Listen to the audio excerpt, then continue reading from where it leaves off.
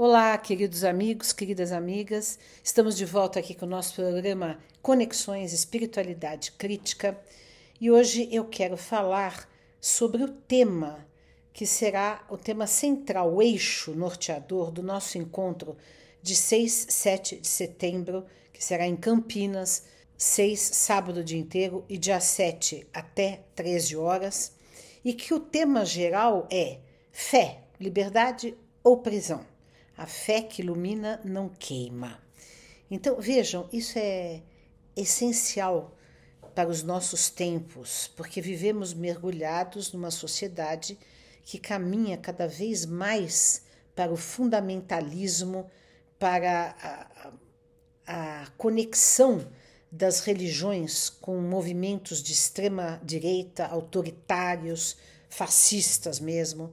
Então, nós estamos atravessando um período muito difícil nesse sentido.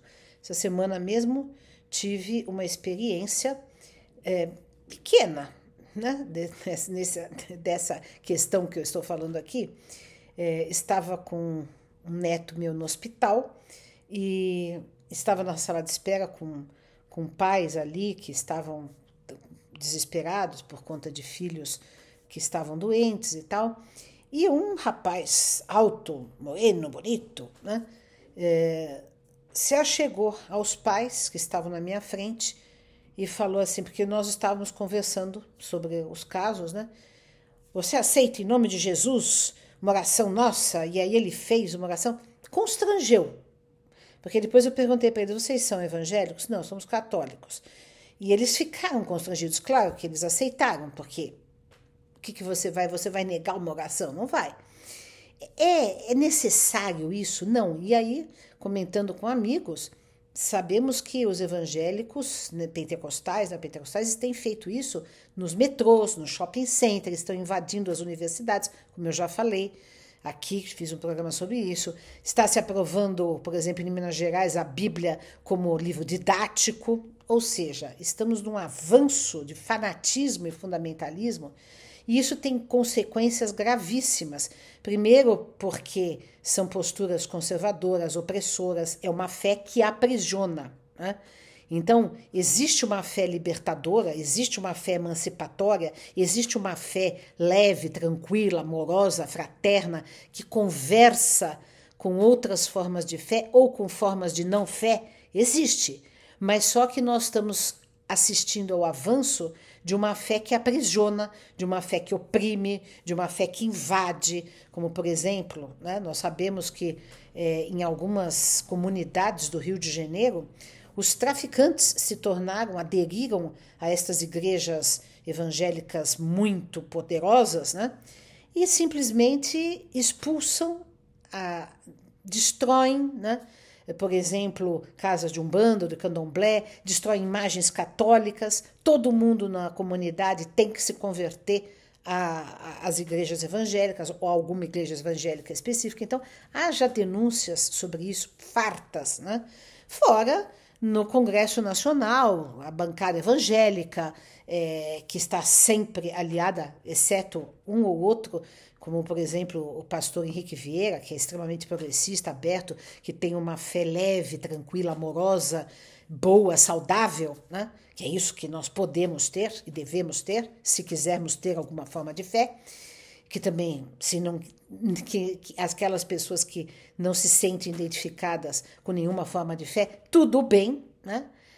Alguma fé a pessoa sempre tem, ou fé na ciência, ou fé numa doutrina filosófica, política, social, algum tipo de adesão emocional, afetiva a um estilo de vida ou a um sistema de crenças ou de visão de enxergar o mundo, todo mundo tem. Né? O problema é termos estas visões, sejam elas quais forem, né? De maneira aberta, de maneira progressista. O que significa isso? Que nós sempre estejamos questionando, abertos ao diálogo, que não nos fechemos em dogmas e, principalmente, que não queiramos impor a ninguém, e muito menos ao Estado, e muito menos aos locais públicos, esse tipo de doutrinação, de proselitismo, de invasão, né? prepotente, inclusive, né? A atitude desse rapaz que eu vi com os pais ali, que ficaram constrangidos, foi uma atitude prepotente. Terminando, eu perguntei, você é pastor? Sou pastor. Eu falei, você trabalha aqui? Porque até achei que ele pertencia à capelania do hospital, porque existe isso, né? Capelania, mas aí tem que ser interreligiosa, né? Não pode ser uma religião só, de jeito nenhum. Não, eu não trabalho aqui, mas eu vim visitar uma pessoa conhecida, estou oferecendo a oração. Então vejam, não foi uma coisa que eu senti com um sentimento bom, acolhedor para com os pais. Em nome de Jesus, aquela coisa opressora, histérica, que é esta fé que aprisiona, esta fé que oprime, né? Existe uma fé hoje que é histérica, né? Que é muito espalhafatosa, não é suave, não é acolhedora, não é discreta, não respeita o espaço da fé do outro, né? Porque se eu fosse oferecer uma oração, né? Não faço isso, né? De oferecer oração assim do nada para uma pessoa que eu não conheço. Se as pessoas me pedem, sim, eu faço orações. Mas assim, se eu fosse oferecer por qualquer motivo, eu perguntaria, mas você é católico? Você tem algum tipo de fé? Você acredita? Enfim, você se sente à vontade? Jamais assim, no meio do corredor, em voz alta. Então isso é toda uma atitude que está presente nesses movimentos fundamentalistas, que os movimentos fundamentalistas há entre os evangélicos, há entre os católicos. Entre os católicos existia aqueles recentemente que estavam desejando a morte do Papa Francisco e festejaram a morte do Papa Francisco. Veja que cristianismo verdadeiro, né? Como seguem os ensinamentos de Jesus, né? Pessoas que desejam a morte de qualquer um, mas de uma pessoa tão iluminada quanto o Papa Francisco, tão inspiradora, tão militante de várias ideias amorosas, progressistas, que visitou o mundo, que acolheu os imigrantes, os prisioneiros, enfim, uma pessoa fora do comum.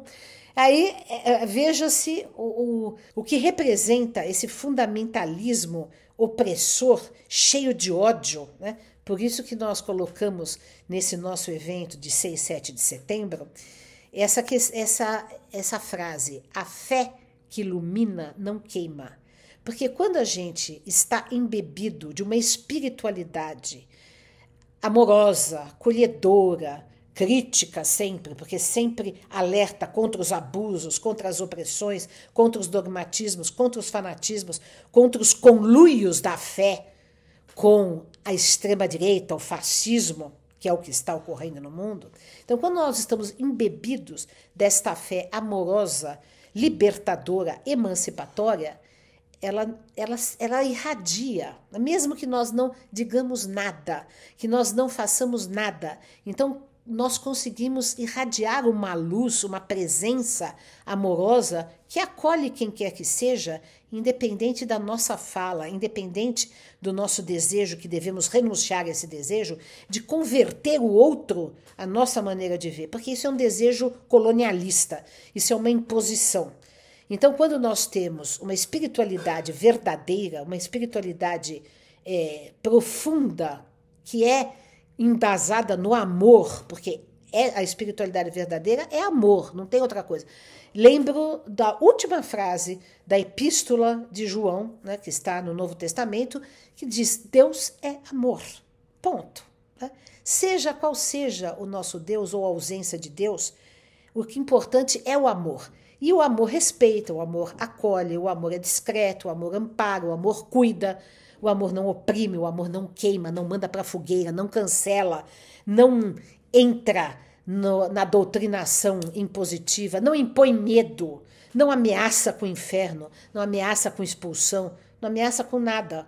Simplesmente acolhe, está ali, ao lado. Né? Isto que é fé verdadeira, isto que é fé amorosa, porque se espelha numa ideia de um Deus que está em todas as pessoas, que está em todas as criaturas, que é amoroso, que é pai e mãe, que é criador, que está em toda parte e não um Deus antropomórfico, opressor, que ameaça pelo fogo, com o fogo do inferno, que se faz supostamente representar por pessoas que exploram a fé popular, que ganham dinheiro com a fé, que se conluiam com o poder político. Então, é muito fácil distinguir o que é uma verdadeira fé emancipatória, libertadora, de uma fé opressora, de uma fé irracional, uma fé que vem amedrontar e oprimir o indivíduo, e reprimir também, né? Porque reprime a sexualidade, discrimina, enfim, todas essas questões que a gente sempre tem falado aqui. Por isso eu tenho advogado a ideia de uma espiritualidade crítica. E é sobre tudo isso que nós vamos falar no nosso evento de 6 e 7 de setembro. Nós vamos colocar o link aqui embaixo, quem quiser se inscrever. Por exemplo, a questão do ensino religioso na escola, a Bíblia na escola, falar de saúde e espiritualidade, falar no caso do espiritismo, como que nós podemos praticar uma mediunidade livre, aberta, também democrática, e não nos rendermos a médiuns que também se arrogam, né, o poder de gurus, de pessoas, e quem se arroga poder, seja ele qual for, né, não é uma pessoa que está ali para servir, para acolher, para amar. Está ali para usufruir, por interesses, sejam econômicos, políticos, sexuais, o que for, né?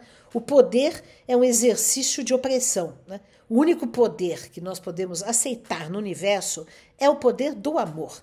E o poder do amor, ele é libertador, ele não é opressor.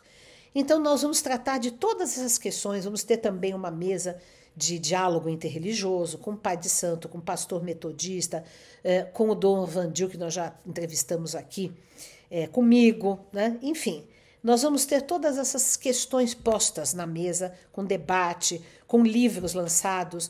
A abertura será com Gabriel Perricet, que também já entrevistei aqui, que fala sobre abuso espiritual no livro dele, que foi indicado pelo Prêmio Jabuti.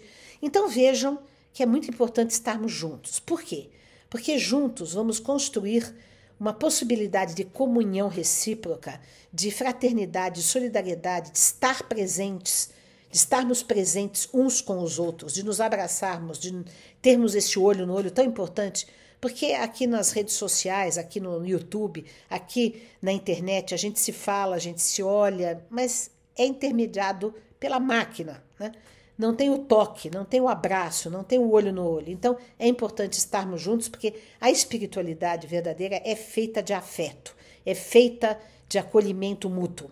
E é importante também nós nos unirmos em estratégias de como combater na sociedade esse fundamentalismo absurdo que avança com uma força assustadora na sociedade brasileira e no mundo. Então, venham participar, será 6 e 7 de setembro, almoço incluído, café da manhã incluído, e vai ter música, vai ter também oração coletiva, ou seja, vamos discutir, debater com pessoas que escrevem livros, que debatem, que pesquisam sobre todos esses temas que eu estou falando aqui, mas também vamos experimentar. No domingo, vamos fazer uma oração interreligiosa, vamos fazer um ato mediúnico, ou seja, vamos vivenciar uma espiritualidade livre, democrática, aberta, crítica, emancipatória e profundamente saudável. É isso que nos interessa. Contamos com a sua presença. Um grande abraço a todos e todas e ficamos por aqui.